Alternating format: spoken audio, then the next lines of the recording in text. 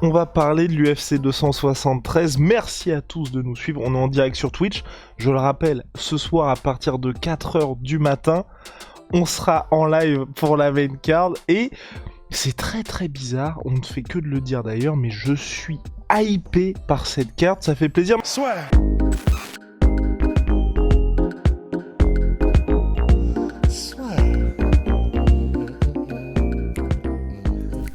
Entre dans l'octogone avec Unibet. Qui sera le vainqueur du combat? En combien de rounds? Fais tes paris sur l'app numéro 1 et profite de 150 € offerts sur ton premier pari. Je sais pas ce que toi t'en penses, Big Rusty, mais moi ça m'a mis un petit coup au moral, petit coup au cœur, la maladie, on espère qu'il va bien se remettre, de Tibura, et donc on n'aura pas le combat contre Jairzinho Rozenstruik. Tu vois, c'était pas un combat que j'attendais particulièrement, mais ça ajoutait un petit peu. C'est vrai. Oh là là là là. Qu'est-ce qui s'est passé avec Tibura? Mais il est tombé malade vendredi matin, je crois, ça a été annoncé. Et si, ouais, Attends, les gens sont choqués. Pourquoi est-ce que j'ai aussi. pas vu ça? Pourquoi est-ce que j'ai pas vu ça dans le...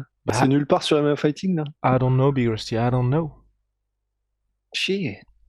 Ok, mais du coup, qu'est-ce qu'il a comme maladie? C'est quoi? C'est Covid? On sait pas, c'était juste écrit Marcin Tibura est tombé malade et donc est forfait pour l'UFC 273, malheureusement. Ouais, ouais, c'est un combat que t'attendais? Pas que j'attendais, mais tu vois, ça ajoute au côté, tu vois, c'est comme la présence de Ian Gary, le prospect irlandais, tu vois, ça te fait tranquillement patienter avant les vraies festivités, tu vois. Alors, autant je suis d'accord pour Ian Gary et je vois exactement ce que tu veux dire, autant pour Tibura Rozenstruik. Et c'est pas méchamment dit, mais c'est simplement que... Ah, mais c'est méchamment pensé, par contre. Ouais. Mais disons, ils sont pas connus pour être tous les deux super... comment dire? Ce sont deux combattants très patients, quoi. Et ce sont deux combattants qui, si tu ne les pousses pas, ne sont pas forcément spectaculaires du tout.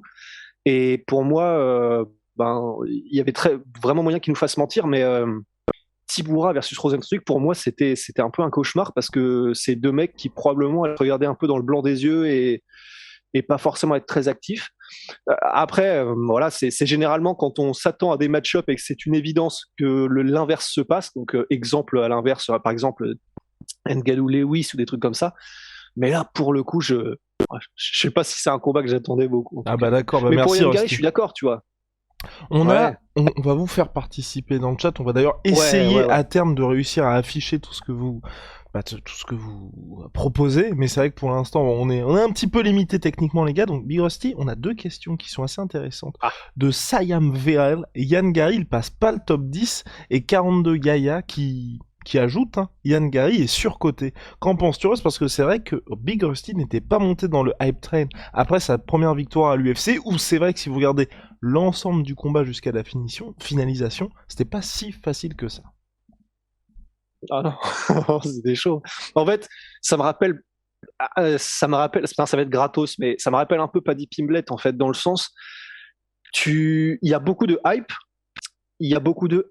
mais quand on le voit combattre, après, il a fait des super performances sur le circuit européen, mais en tout cas, pour son premier combat à l'UFC, il s'est tellement fait choper, mais genre direct, avant de réussir à renverser la vapeur face à Jordan Williams, que j'avais encore des réserves, quoi. J'avais encore des réserves, et ça, c'est très abstrait, tu vois. Mais le truc aussi qui fait que j'ai des réserves, et ça me rappelle beaucoup Kevin Lee, c'est il a une manière d'être qui, tu vois, t'as des gars comme Chimaev et McGregor, tu sens que les mecs sont vraiment possédés, en fait. Et t'as des gars un petit peu donc comme Kevin Lee ou Ian Gary, où j'ai cette sensation que c'est un peu, tu sais, comme ils disent en anglais, fake it till you make it, en gros. C'est faites semblant d'être ce gars-là jusqu'à ce que peut-être vous le deveniez, tu vois. Et là, je sais pas, j'ai une sensation un peu vide quand Ian Gary balance ces trucs genre moi je suis le meilleur talker, enfin je suis le meilleur, je suis celui qui parle le mieux de l'UFC après Sonnen et McGregor. Vous avez pas encore vu la moitié de comment je suis devant un micro, machin. Et en fait, le mec, pour l'instant, il n'y a jamais eu un seul moment où ce qu'il a dit avait un peu d'esprit, quoi que ce soit. En fait, et du coup, je sais que ça, c'est pas du combat, tu vois. Je sais que ça, c'est du rapport de ce qu'il y a à côté. Et on pourrait très bien me répondre, et on aurait carrément raison. Regarde Colby Covington, qui est la démonstration parfaite de fake it, you make it, parce que le mec, au début, il n'arrivait pas à parler, et c'était n'importe quoi. Son trash talk, tu sentais qu'il avait récité comme un poème et tout. Mais sauf que comme c'est un combattant extraordinaire, bah maintenant il en est là où il est aujourd'hui. Donc on pourrait aussi me répondre ça, mais en tout cas pour Ian Gary, tout ça en même temps, le fait qu'il s'est quand même fait toucher dans son premier combat, il a galéré avant de renverser la vapeur, le fait que devant un micro, je sais pas, pour l'instant c'est un peu balbutiant, j'ai pas la sensation de full package en fait. Pour l'instant, donc je suis assez d'accord. Et on a Lil Matt 00 qui nous propose quelque chose. Lil Matt qui va bientôt balancer un freestyle, qui nous propose quelque chose. Paddy de Fatty en short notice contre Rosenstruck. Il sera au poids. En plus, alors, il faut que vous ayez il a passé les 90 kilos là. Il a annoncé avoir passé les 90 kilos là. Ah bah il est en bonne route pour devenir une sphère. Mais en fait, il faut que vous alliez voir le Twitter de Paulo Costa. C'est du n'importe quoi. Et je sais. Donc c'est Twitter, ça se trouve. Je suis pas suffisamment sur Twitter pour savoir si ce genre de compte est normal. Mais il met des taquets. Mais c'est un truc de ouf. Et parfois, en gros, comme il utilise, comment on appelle ça, comment on dirait poliment des trucs homophobes. Mais genre clairement, tu vois, genre il s'en bat la race. Eh ben, bon, ça c'est le Twitter de Paulo Costa, mais ça reste très divertissant et je vous conseille d'y aller. Déjà, allez sur le Twitter de Paulo Costa, vous allez voir l'image de couverture, vous allez comprendre tout de suite dans quoi vous avez mis les pieds. Je vous laisse la surprise. Ce qui est d'ailleurs très bizarre. Toi, comment t'expliques ce switch de Paulo Costa? On pourrait d'ailleurs en parler de... Le mec est passé de, tu vois, nouvel espoir brésilien, nouvelle figure du pro du MMA brésilien, gendre idéal quasiment, à aujourd'hui, le gars est encore plus en mode troll que Darren Till, tu vois. Ah ouais, c'est du même niveau. Hein. Là, c'est ouais, c'est ça, c'est même niveau que Darren Till. Et aussi sur des trucs. Après, je vais même dire au-dessus parce qu'il est sur des trucs aussi très border, tu vois, quand même.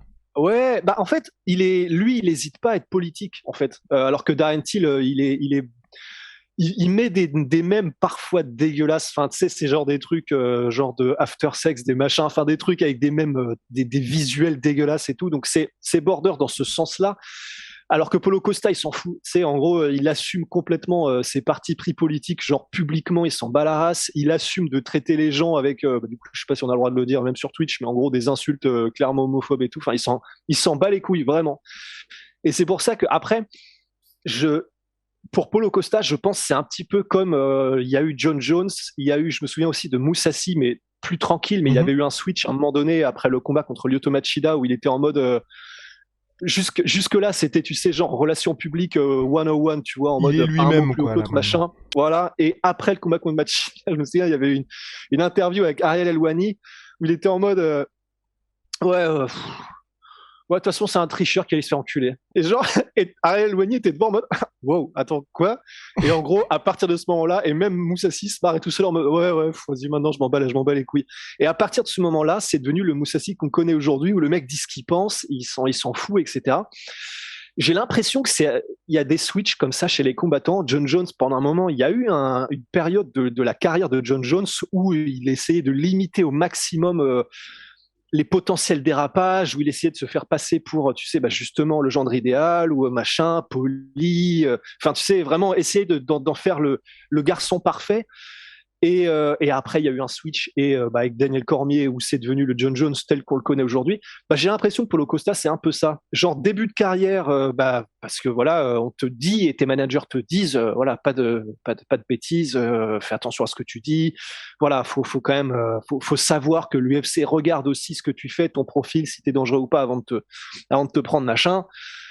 Et à un moment donné, en fait, je pense que le naturel revient au galop, quoi. Je crois que c'est la définition de l'expression. C'est à un moment donné, en fait, je pense qu'il commence à s'en foutre. Et là, en plus de ça, il y a une vague parce que maintenant, c'est plus pareil aussi qu'en genre en 2010. Tu vois, en 2010, il y avait un peu plus ça. Maintenant, il y a eu McGregor qui est passé par là. Il y a eu les Covington, il y a eu les John Jones, il y a eu les Strickland. Et j'ajouterais aussi. Strickland, il arrive. Oui, il arrive, Strickland. J'ajouterais aussi pour Paulo Costa, ça le suit jusque quasiment dans la cage. Souvenez-vous, hein, la conférence de presse quasi lunaire d'avant son combat contre Marvin Vettori en mode on est lundi, là clairement je vais pas faire le poids les gars. Non mais même nous on était en train de se dire mais qu'est-ce qui se passe? Parce que bon le job du combattant c'est quand même d'être au poids à l'acte des lundis, le gars il soit en mode Bah, on va faire ça en light heavyweight, je pense. Je pense que ce sera une meilleure idée pour tout le monde. C'est exactement ça. C'est lunaire et c'est exactement comme tu viens de le décrire. T'as l'impression de voir Steven Seagal en fait. Tu sais, genre maintenant en mode le Steven Seagal surpoids, le mec sent pas complètement les couilles et tout. Bah lui, c'est vraiment, il a pris ça en MMA et il est parti mais à fond là-dedans. Et c'est vrai que maintenant, je sais pas si c'est en rapport avec ça que l'UFC ne lui donne pas. Je sais pas si c'est l'UFC qui lui donne pas de combat, mais je sais qu'en gros, il tire sur tout ce qui bouge depuis maintenant. Après, il y a 6 mois. Rockhold, apparemment, il y a des propositions de contrat de combat contre Rockhold. Moi, c'est ça aussi, ça me dérange pas que Paulo Costa soit comme ça. Après, on va revenir à l'UFC 273, ne vous inquiétez pas. Ça me dérange pas du tout que Paulo Costa soit comme ça. N'hésitez pas d'ailleurs à nous en parler dans le chat. Mais oui, les gars qui sont là avec son vin rouge et tout. Oui, c'est vrai, l'excuse du vin rouge face à Israël Adesanya. Non, moi, par rapport à Paulo Costa, tant qu'il gagne, en fait. À partir du temps qu'il gagne, j'ai pas de soucis parce que je me dis, il est juste lui-même et il a envie de troller. Là, tant qu'il y a ces performances bizarres, le fait que le mec manque le poids, enfin c'est même pas manquer le poids, il arrive à 11 kilos au-dessus de ce qu'il devrait faire normalement, c'est des trucs qui me font dire, bon, peut-être que le gars ne prend même plus sa carrière au sérieux. Ouais, c'est ça. Et ça, j'avoue que ça fait flipper parce que autant sa mentalité de guerrier, elle est plus approuvée, et même son dernier combat contre Vettori le prouve, parce qu'il a fait 5 rounds, et 5 rounds vraiment durs et hardcore. Mais effectivement, quand les performances commencent à être aussi comme ça en dents de scie, et que du coup, maintenant, c'est plus que drôle de voir cette espèce de position de troll. Maintenant, on est en mode, mais est-ce que du coup, c'est pas qu'il est en train de complètement devenir fou, en fait, de péter un câble et de devenir ingérable. Et c'est vrai que ce serait dommage parce que il est encore jeune, il y a des beaux combats à faire. Et s'il ne prenait déjà plus sa carrière au sérieux, ce serait vraiment une perte parce que ça peut devenir ça reste quelqu'un qui est intéressant, quoi. Et merci au sub, merci le Cox97, Big Hostie. On a aussi une question qui n'a rien à voir avec l'UFC 273. Il y a beaucoup de digressions là, excusez-nous, mais bon, c'est aussi, c'est aussi la beauté de Twitch. Oui, vas-y. Mais c'est ça, c'est ce que j'ai. En fait, moi, je suis en mode full digression parce que là, dans ma tête, on le poste pas sur YouTube après ça. Peut-être un peu, si, je pense parce qu'il y a quelqu'un qui. Oh shit, non, mais on précisera qu'on est parti dans l'esprit tortueux de Big Rusty. En question d'Azerty, de tout le monde. Alioua.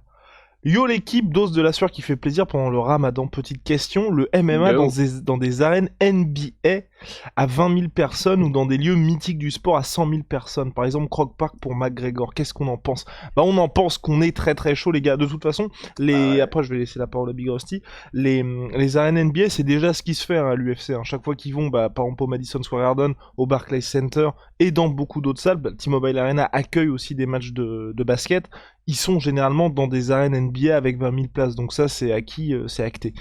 Pour les stades, là c'est avec Rust, on fait campagne depuis des années, on fait que de le dire à Dana White chaque fois qu'on le croise, on fait s'il te plaît, Croc Park, on a envie de voir ce genre d'événement, parce qu'ok, si vous êtes hyper haut, vous allez un petit peu moins voir, mais ne serait-ce que pour l'ambiance, on est vraiment dans quelque chose. Regardez par exemple tous les combats d'Anthony Joshua à Wembley, ou que ce soit au Tottenham Hotspur Stadium, c'est une ambiance de malade. C'est quelque chose où instantanément vous dites, là je suis en train de vivre un moment de l'histoire. Vous n'avez qu'à parler ou regarder les réactions qu'il y avait eu quand l'UFC avait organisé Adesanya contre Whittaker au Marvel Stadium. Il y avait 58 000 spectateurs. C'était dans un stade. Mais tout de suite, on entre dans une autre dimension. Et pour moi, Conor McGregor mériterait ça. Et même, ils ont qu'à faire un truc à Liverpool, tu vois. Ils font ça au stade des... j'ai oublié le nom du stade. Anfield. Anfield, voilà. Ils font ça à Anfield, Darren Till, Paddy Pimblett, ils remplissent ça.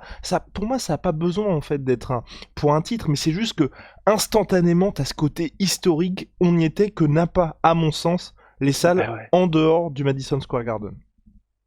Mais est-ce que tu peux rappeler surtout, du coup, pourquoi est-ce que l'UFC ne le fait pas ? Parce qu'il y a une raison.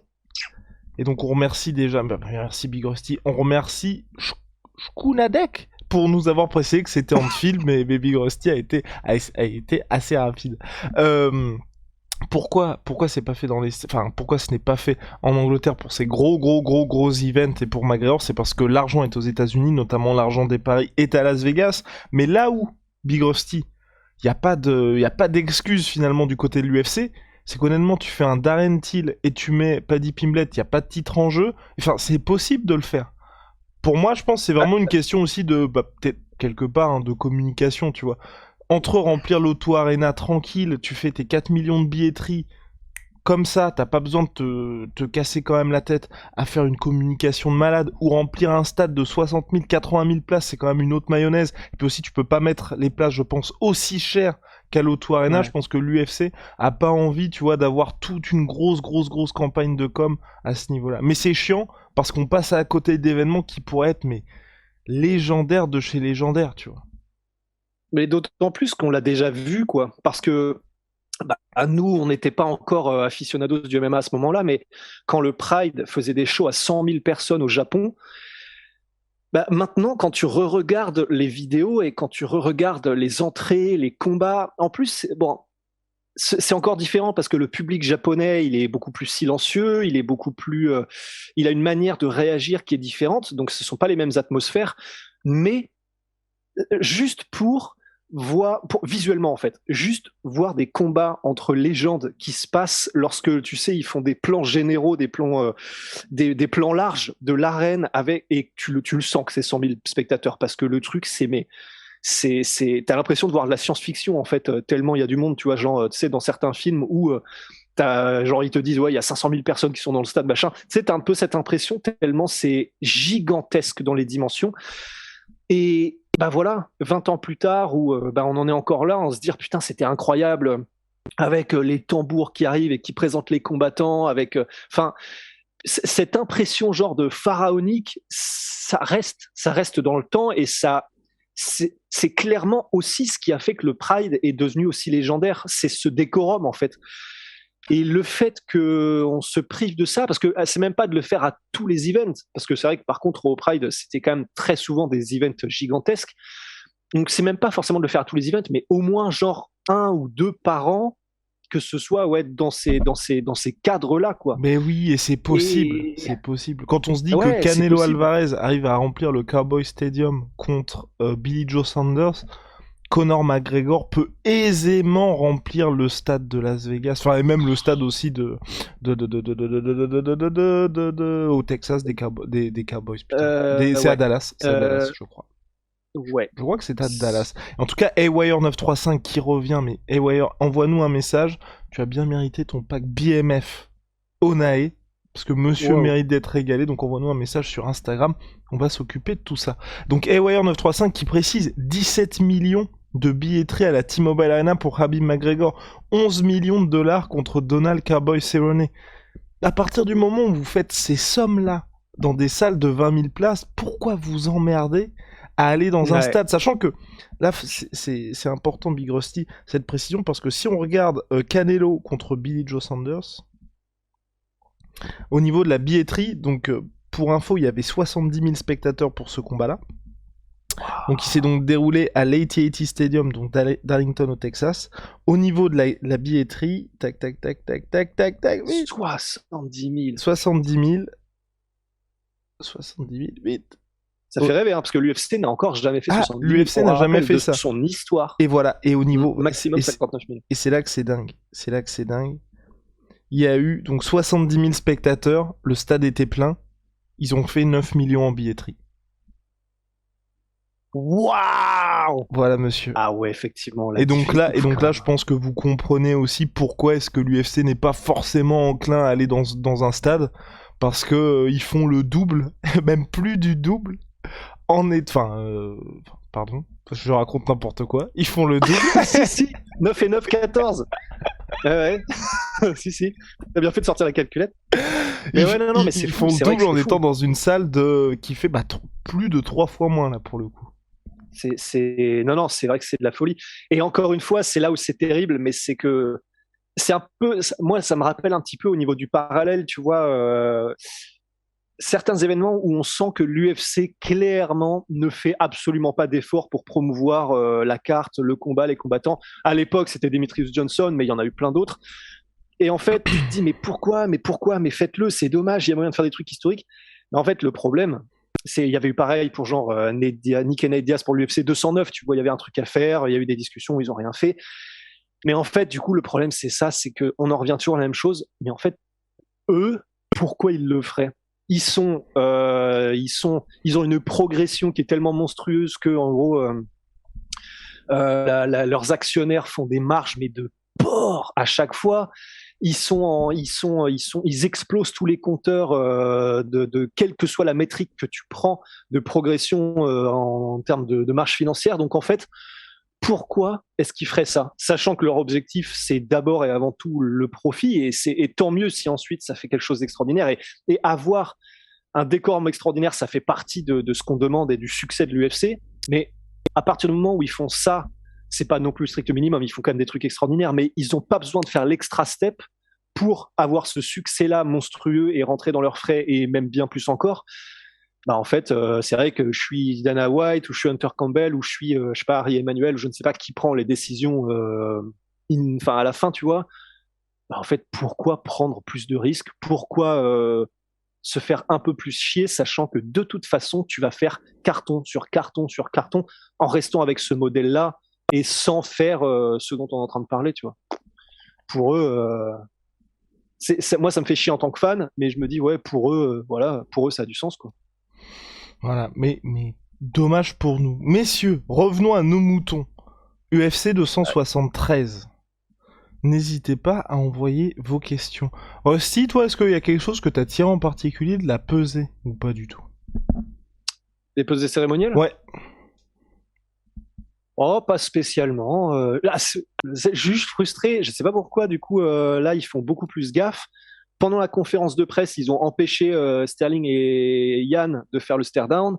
Et là, pendant la pesée officielle cérémonielle, ils ont pas voulu. Enfin, en gros, il y a eu genre vite fait un face-à-face de quelques secondes où ils se sont rapprochés avec Khamzat, et après, direct, ils les ont séparés en mode non, on arrête.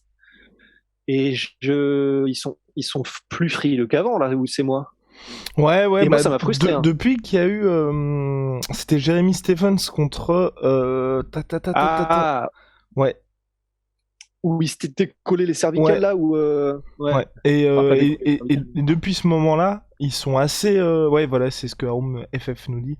C'est à cause de Stephens, ouais. Bah depuis ce moment-là où mine de rien, ils ont perdu un combat à cause de ça, l'UFC ne prend plus, ouais, Drakkar Klose. Depuis ce moment-là, oui, c'est ça. Merci beaucoup Younes21. Depuis ce moment-là, l'UFC ne prend aucun risque avec les pesées. Et c'est dommage parce que c'est vrai qu'on passe à côté de potentiels moments assez iconiques. Et surtout là, ouais, c'est marrant, les gens étaient assez étonnés, et on a ça aussi dans le chat qui était en mode, bah dis donc, Burns c'est pas du tout craintif, mais nous depuis le début, le gars il a voulu ce combat-là, il est en mode le mec qui a l'habitude, enfin il y a aucun moment où il a cette attitude de mec qui a peur. D'ailleurs, je ne sais pas s'il va sortir aujourd'hui, mais il sort aujourd'hui le podcast sur le sujet, vous inquiétez pas. Un podcast tout en second degré du coup d'ailleurs, mais enfin disons sur la miniature en tout cas. Ouais. Mais ouais, c'est pour ça, non, Burns là... Vraiment, on le sent pas impressionné plus que ça, quoi. Enfin, vraiment, il y a peut-être un côté Tyson qu'avait Khamzat sur les adversaires précédents, mais alors là, vraiment, j'ai pas l'impression du tout, quoi. Il est normal, quoi. Il est bah, comme du coup on en a parlé dans ce podcast qui sortira aujourd'hui, mais il est serein. Il a déjà tout vécu, tout connu à peu près à l'UFC. Toutes les phases de carrière qu'un combattant peut connaître, bah, il les a connues. Donc là, enfin, c'est pas genre juste un autre jour au bureau, tu vois, en faisant une traduction instantanée pourrie de l'expression anglaise Just another day at the office, mais je pense que il n'y a pas plus de stress, je pense, que lorsqu'il affronte un gars comme Kamaru Usman pour le titre, tu vois. Donc quand tu as connu ça, évidemment, ça reste stressant, comme le disent tous les combattants, parce que bah, tu as quelqu'un en face qui est extrêmement puissant, qui peut te mettre KO, tu sais pas, il y a une part d'inconnu, donc ça doit être extrêmement stressant et angoissant. Mais je vois pas Burns être plus impressionné que dans un combat où tu vas peut-être changer ta vie en décrochant une ceinture contre Kamaru Usman, qui est un des GOAT. Enfin, c'est Khamzat et il y a de l'inconnu, mais quand même, c'est un peu... Pour moi, ça reste quand même un cran dessus pour lui dans sa carrière, quoi, en dessous. Complètement, et dans le chat, personne ne dira le contraire.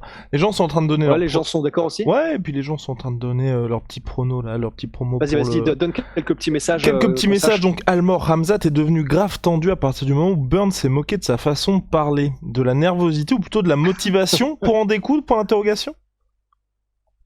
Je sais pas. En fait, je sais pas parce que enfin, comme c'était pendant le wake cut, parce que la conférence de presse c'était pendant le wake cut et qu'on sait qu'il a des wake cut difficiles, même si là il a parfaitement géré sa pesée, Khamzat. J'ai du mal à me tenir à ce qui peut se passer dans ces moments-là parce que les mecs ils sont tellement tendus, sous-alimentés, sous-hydratés, la mèche courte et que j'ai du mal à utiliser ce qu'on peut voir dans ces moments-là comme argent comptant de leur personnalité ou de là où ils en sont psychologiquement de manière générale, tu vois. Mais on peut se tromper, hein. Et ça se trouve effectivement, parce que c'était la première fois où Burns en avait un peu marre et commençait à répondre aussi. Et c'est vrai que ça a peut-être aussi surpris Khamzat. Parce que c'est vrai qu'on le comprend pas trop aussi parfois. Oui, c'est pas faux, n'oublions pas que ce n'est pas sa langue. Oui, mais c'est pas pour ça qu'on le comprend pas trop. C'est parce que il parle dans sa barbe, pour le coup. C'est vrai, vraiment. Qui est imposante. Oh, elle est magnifique, putain. Elle est pas aussi belle que il y a dans les Embedded là. On a vu le coach de lutte de Alexander Volkanovski. Il a une barbe. Elle est incroyable. Enfin, on dirait la barbe de Giga Chad là, la légende sur les réseaux sociaux. Mais tu sais, elle est parfaite. Elle est parfaitement dense. Elle est pointue. Elle est parfaitement taillée. Enfin, putain, le mec. C'était impressionnant. Pour quelqu'un qui n'a pas de barbe comme moi, si j'en avais une, bah, je ferais comme ça. Et on parlait de quoi déjà? Voilà, parce que là, les gens sont en train de dire, les gars vont parler beubard maintenant. Ouais, non, pardon. Est-ce on a une question de Pipou Mania? Est-ce que vous aurez les poids de forme des deux combattants? Parce que c'est vrai qu'il y a pas mal de gens aussi qui ont été surpris quand ils ont vu le face-à--face par le différentiel entre les deux hommes. Les poids naturels, du coup? Ouais, exactement. Je me souviens avoir lu quelque part que Khamzat, quand il était genre en zéro wake cut ou quoi, il était à 95 à peu près. Et Burns, je sais pas trop. Si je devais faire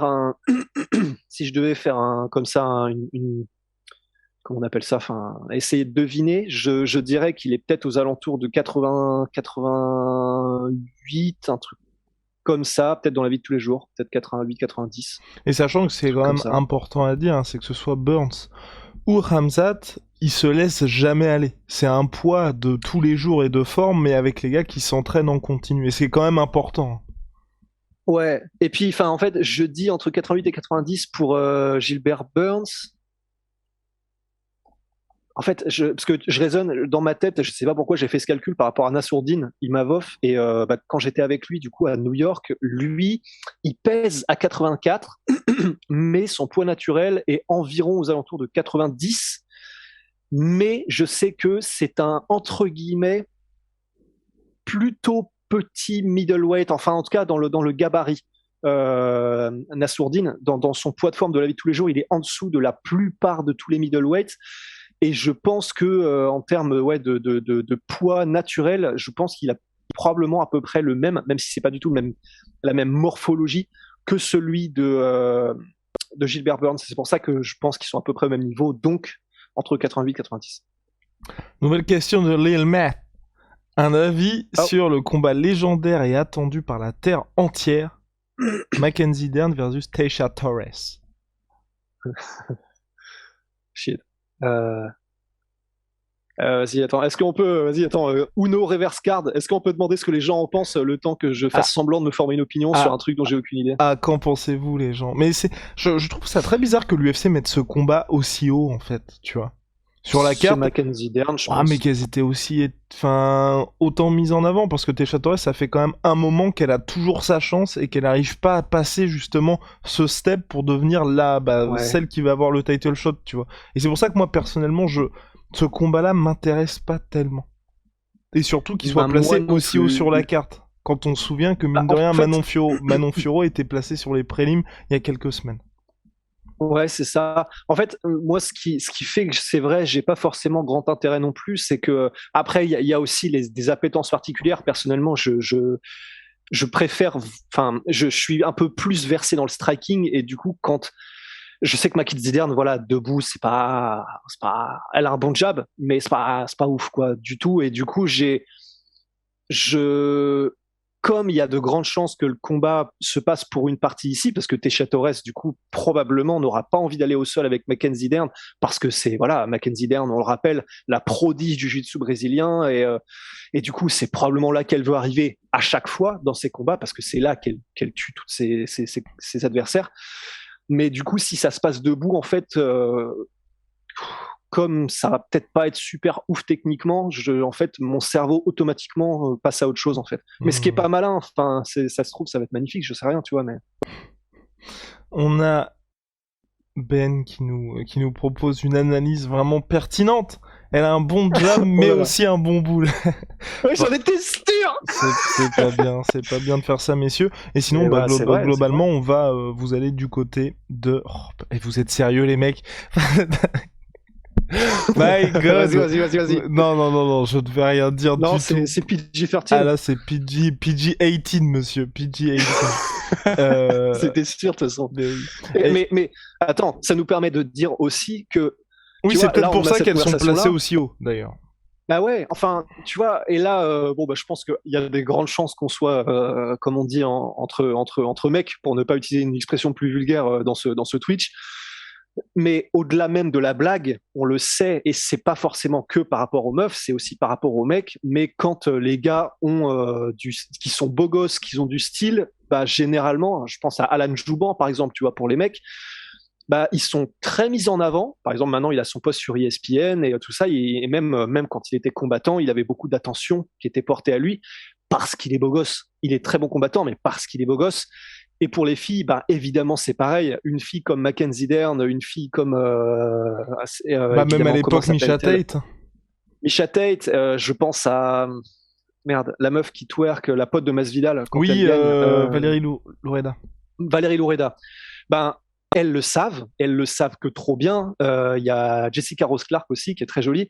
Elles le savent que trop bien et elles mettent en avant leurs attributs physiques aussi parce que ça permet de gagner des fans sur les réseaux sociaux et donc que ça se transmet aussi sur un attrait lors des fight cards parce que les gens sont en mode ah oui je la connais machin. Ouais.